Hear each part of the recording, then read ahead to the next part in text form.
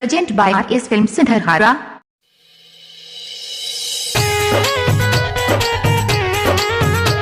Presented by Maithili Babu.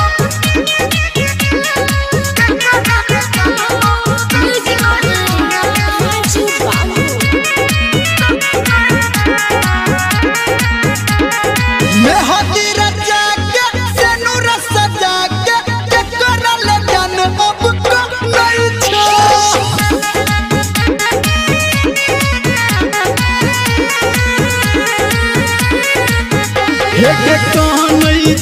झूठो कहने झूठो कहने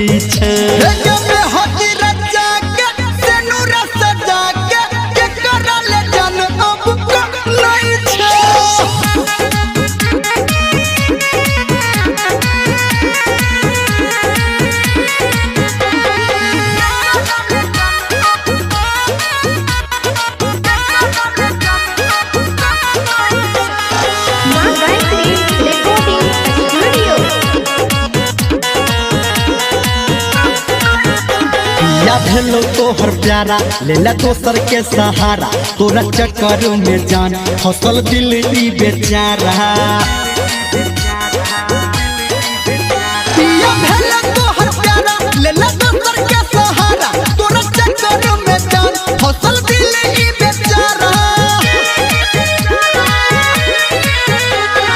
कानई छे झूठो कानई छे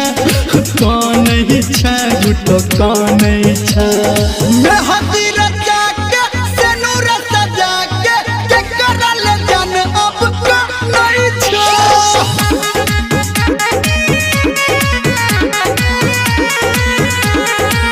हे मैं हदीर जाके सेनुर सजा के करल जान अब कानई छे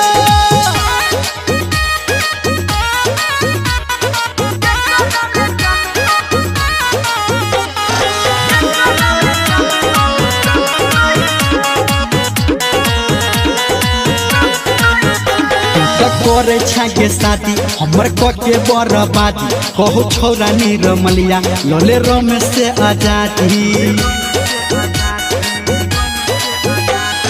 करे छागे शादी हमर के बर्बादी कहू छोरा निरमलिया लले रमेश से आजादी